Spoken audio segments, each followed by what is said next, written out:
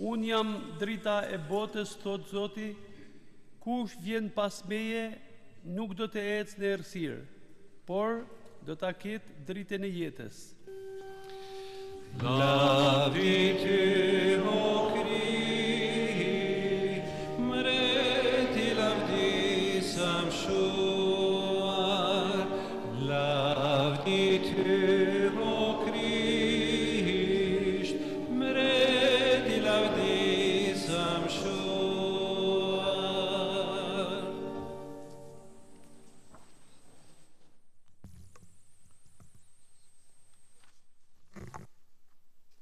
Zoti qof me ju. Leximi i Ungjillit si pas Gjonit.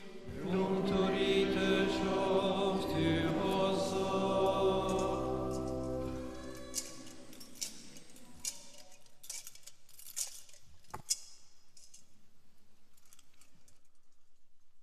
Në atë kohë, Jezusi duke kaluar rrugës pa një njeri të verber që kishte lindur verber. Nxënësit e tij e pyetën: Rabbi, kush me katoi, ky apo prindërit e tij që lindi i verber? Nuk me katoi as ky as prindërit e tij, përgjigji Jezusi, por ndoli kështu që në te të deftohet veprat e hyjit. Derisa të jetë ditë në duket e kryen veprat e atij që me dërgoi. Po vjen nata kur askush s'mund të punoj. Derisa të jenë në botë, jam drita e botës.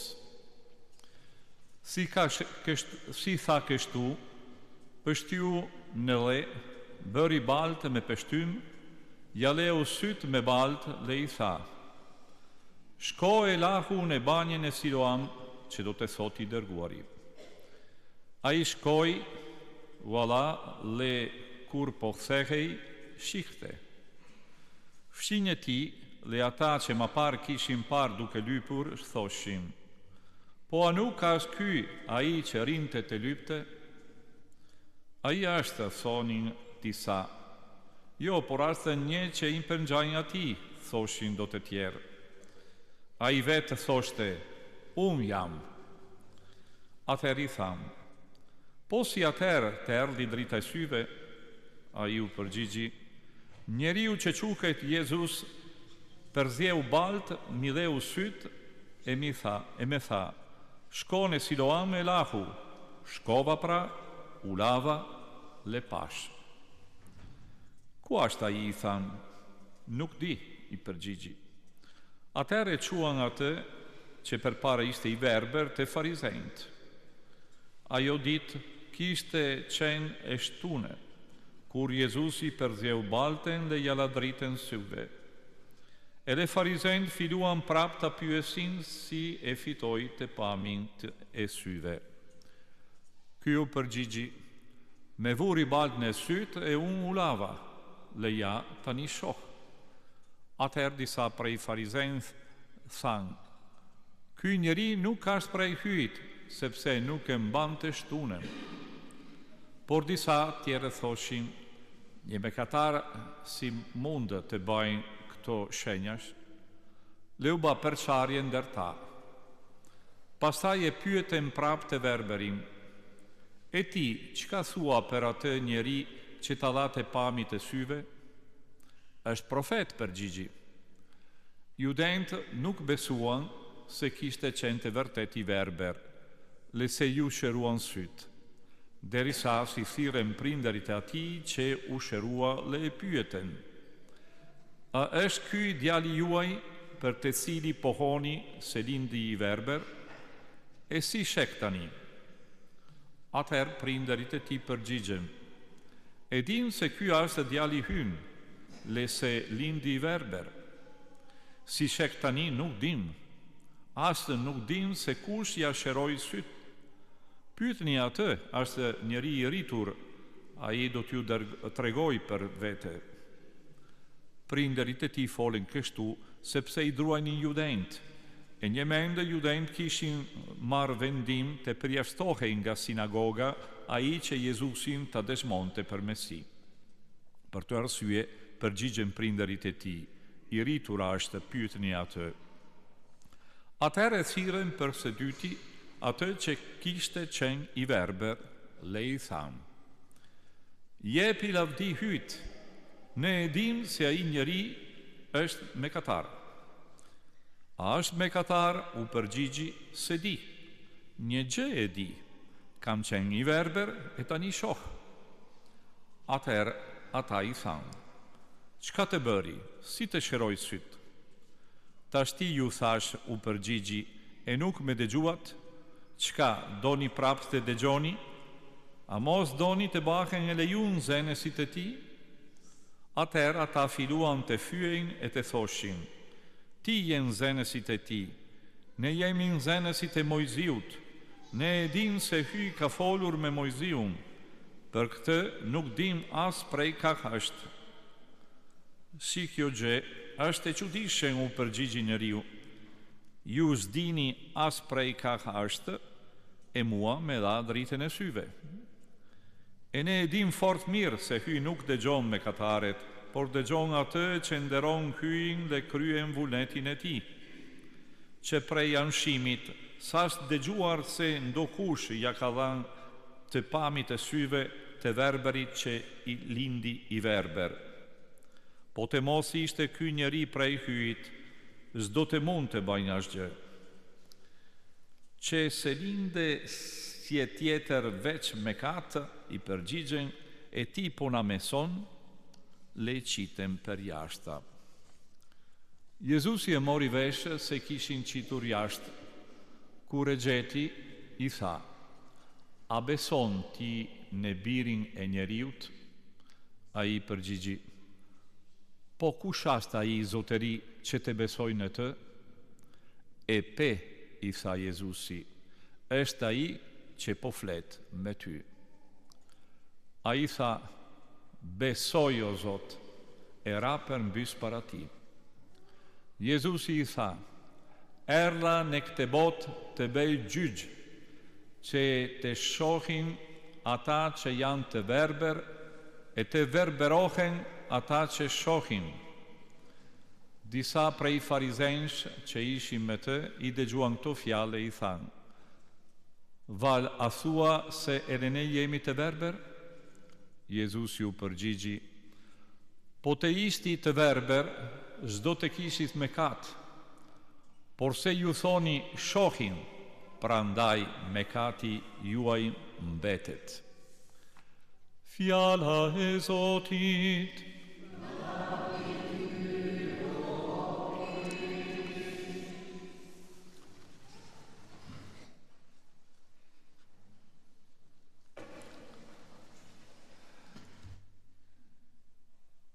Edhe në këtë dia, liturgjia na propozon një ndër katekezat themelore që prej fillimit jetës së kishës ishte propozuar katekumenve në drejtuar në pagëzimin.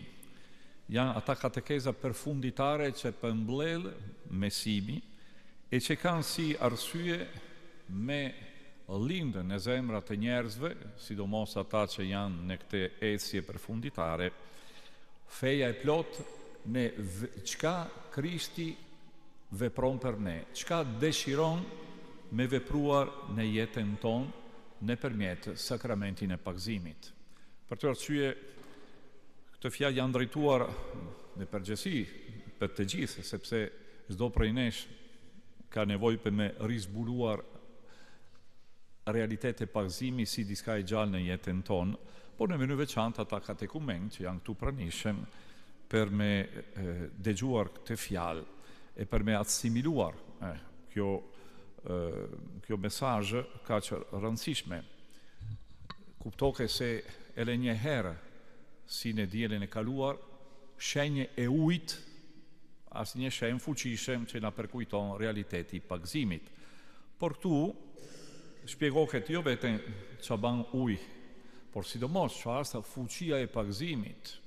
E si realizohet në mënyrë plot, jo formale pagëzimi, por në realitet e thellë, sepse në fund e fundit jemi tu folur edhe një herë, si në diellin e kaluar për Jezusi e Samaritane, Ele tani kemi Jezusi që takon njeriu i verber, por me këtë veretje veçantë, i lindur verber, dikush që kur ka pa ma drita. Dakor? E atëherë kuptojmë me njerë se Gjoni nuk ka duke treguar vetëm diçka lidhur me një shërim fizik jashtëzakonshme, por për një realitet shpirtëror që karakterizon çdo njeriu që takon Jezusi. E çdo njeriu që për me ba një takim e vërtet, sinqer me Jezusin, ka për me zbuluar, se ndoshta nuk e di, fakti që është lindur verber. Se deri kur nuk kemi pa drita e Krishtit, nuk kemi shikuar drita e jetës, nuk kemi shikuar kuptimin e jetës, nuk kemi shikuar drejtimin e jetës sonë. Jemi verber të lindur verber. Jemi ne të gjithë, pikërisht nga ana shpirtërore. Ne që kemi lindur në mekatit e Adamit e Eves, ne që kemi shënuar nga eksperienca negative që karakterizon gjendjen njerëzore, që prej fillimit në këtë mekat të rjelshëm që është rënjosur në origjina e njeriut e që të gjithë e kemi brenda si një çfarë lloj verberi që na pengon për me pa çfarë është realitetin e jetës e sidomos çfarë është rruga e daljes ndaj një rrugë shpëtimit. Në rallën e parë unë filloj me një reste që është në fund e ungjillit, sepse na sqaron çështjen e përgjithësi. Jezusi tha, kanë ardhur në këtë botë për me bë gjyq. Kjo është tematika përfunditare që kemi në këtë rast. Ai vjen me pushteti hynor, sepse ai shpale si biri i njeriut, më tha një figurë që ka pamja njerëzore, por që vjen prej Zotit me një fuqi shpëtimtare për Izraelin, sipas librin e Danielit, e që Jezusi e merr përsipër për me interpretuar misionin e tij mesianike. Unë ka ardhur në këtë botë për me ba një gjyq. E çfarë është gjykim që ai ban? Ai ban për me shqurtuar në ndërgjegjet e njerëzve e në shpirt të njerëzve një realitet. Dakor. Unë ka ardhur në mënyrë që ata që janë verber shikojnë. E ata që mendojnë që shikojnë, do të verberohen. Është efekti dritës. Besoj se çdo prej jush e keni përjetuar kjo realitet. Drita na ndriçon, se po drita e diellit. Por nëse ne shikojmë drejt për drejt të dielli, verberohen. Dakor. Për të Krishti vjen në këtë mënyrë. Ai është një dritë për të gjithë. Por problema është si ne e pranojmë kjo dritë.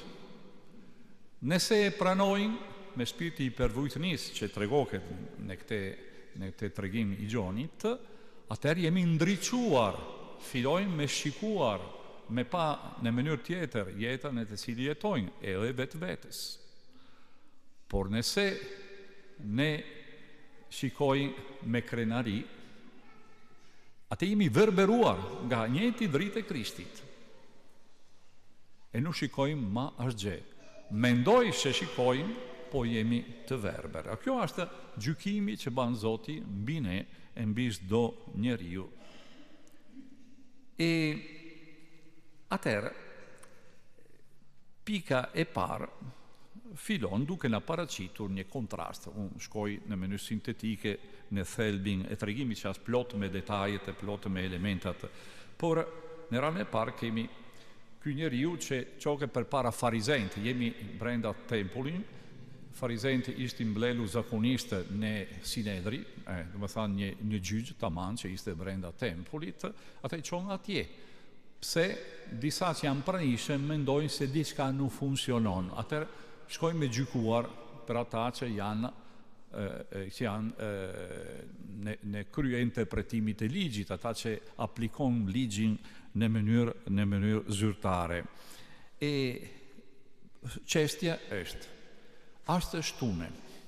E ky njeriu duke vepruar ashtu e ka shkelur në mënyrë ranë, në dy mënyrë, urdhrin e shenjtë mos punon e ditën e shtunes.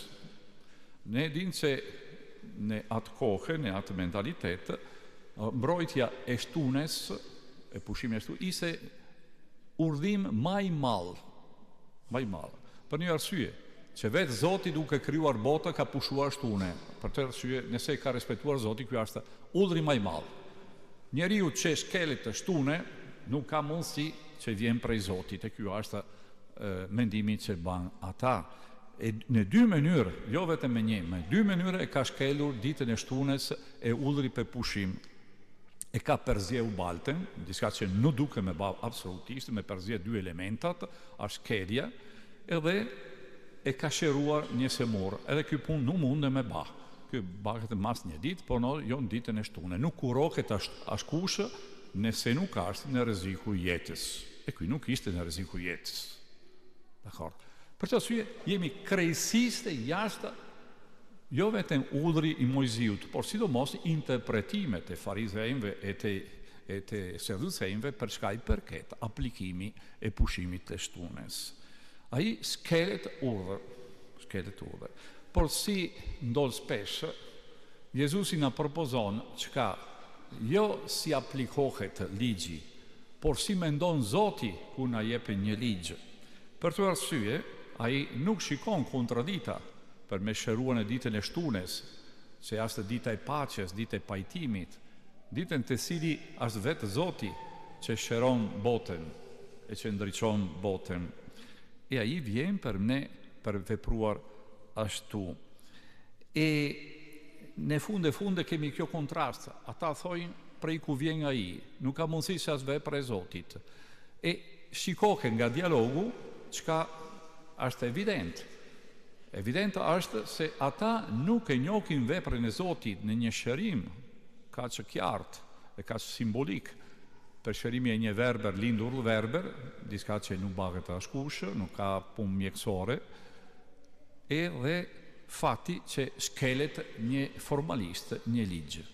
Këtu janë dy mënyra për me afruar Zotit, zbatimit e normave ose realizimi i mendjes së Zotit për çka i përket, çka është në vërtet e mirë. E atëherë të gjitha funksional për me thënë se Zoti Jezusi tregon kush është, sepse ai personifikon vullnetin e hyj që është gjithmonë perspektimit e njeriut. Ai nuk përjashton, por ai afron. Ai më tepër takon ata që janë përjashtuar nga sistemi zyrtar për me takuar në mëshirën nevoja që ka në vërtet ai njeriu. E atëherë në fundi çka lind në zemrë e verberit të shëruar, lind feja. E di kush është biri i njeriut? Nuk e di. Unë jam sepse unë veproj ashtu. Nga veprat e mia ti e njoh kush jam. E këtu nën kuptohet çfarë është efekti i pagëzimit. Pagëzimi vjen për na ndriçuar me një mesazh shumë qartë. Ti ke me petakuar jo një ujë veçantë që ka fuqi mrekullin e vetë. Ti nuk je duke takuar është një institucion që ta jep kjo ujë veçantë tjera që është sakramenti i pagëzimit për shembull. Jo. Ti je duke takuar Krishtin. Krishti të shpëton. Ata janë mjetet që lejon që ti takon Krishti, nëse janë për shërimin tuaj. Është momentin e të cili bën vërteta në çka ti beson. Beson në një institucion, beson në ndonjë ideologji. Çka beson? Beson sepse te ka thënë dikush tjetër, beso. O je duke besuar sepse ke zbuluar që ti ke nevojë personalisht për Jezusin. Sepse për me takuar ai në vërtetë e për me pa se ai është biri i njeriut që shpëton, përpara duke me kuptuar se je verber. Përse deri kur ti mendon, unë jam më rregullt, unë nuk jam njeriu i keq, unë nuk bajm keq. Nuk bajnë tepër mirë, po jo tepër keq.